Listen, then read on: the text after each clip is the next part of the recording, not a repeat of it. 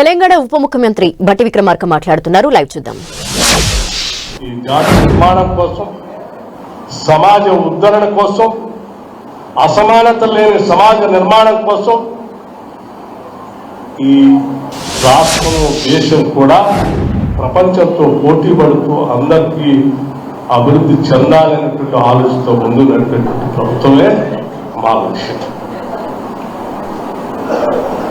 ఈరోజు మహిళల సాధికారత అయిన బలహీన వర్గాలు చేయూత నుంచి 42% రిజర్వేషన్ కల్పించాలనే ఆలోచన చేసిన, లేకపోతే ఎస్సీ ఎస్టీ సబ్ప్లాన్ తీసుకొచ్చి ప్రత్యేక నిధులు కేటాయించిన, భూ సంస్కారం తీసుకొచ్చి భూములు పంచిన, ఇల్లు లేనటువంటి వాళ్ళకి ఇందిరమ్మ ఇల్లు ఇచ్చినా, ఏమి చేసినా ఒకటే ఆలోచన, ఒకటే లక్ష్యం.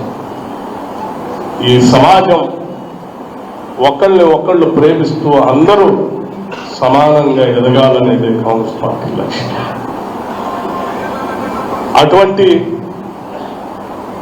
సమాజ నిర్మాణం కోసం ఏ మహాత్మా గాంధీ అయితే కలలు కన్నాడో, ఏ నెహ్రూ అయితే ఈ దేశ ఔన్నత్యాల కోసం కలలు కన్నాడో, ఏ ఇందిరాగాంధీ గారు అయితే ఈ అసమానత లేని సమాజ నిర్మాణం జరగాలని కోరుకున్నారో, ఏ రాజీవ్ గాంధీ గారు ఈ దేశ సమగ్రత సమైక్యత కోసం ప్రాణాలు అర్పించారో, ఏ పేదవాళ్ళ కోసం అయితే చట్టాలు తీసుకొచ్చారో శ్రీమతి సోనియా గాంధీ గారు, అటువంటి వాళ్ళ కోసం ఈ పార్టీ ఎప్పుడు నిలబడే ఉంటుందని కూడా ఈ సందర్భంగా పునరుద్ధరిస్తూ ఉన్నాం.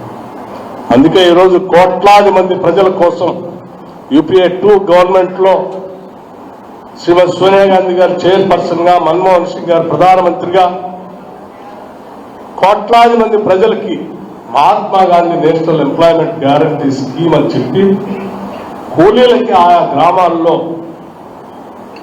కూలీ వేతనం పొందటం నా హక్కు అని చెప్పి ధైర్యంగా బతుకుతున్నటువంటి ఆ ఈజీఎస్ కార్యక్రమాన్ని తూట్లు పొడిచి దాన్ని తొలగించి పేదలపై కుట్ర చేస్తున్న భారతీయ జనతా పార్టీకి ఈ పార్టీ ఆవిర్భావ దినోత్సవ సందర్భంగా కోట్లాది మంది ప్రజల తరఫున హెచ్చరిస్తా ఉన్నాం. ఇది న్యాయం కాదు, అన్యాయం చేస్తా ఉన్నారు పేదవాళ్ళు.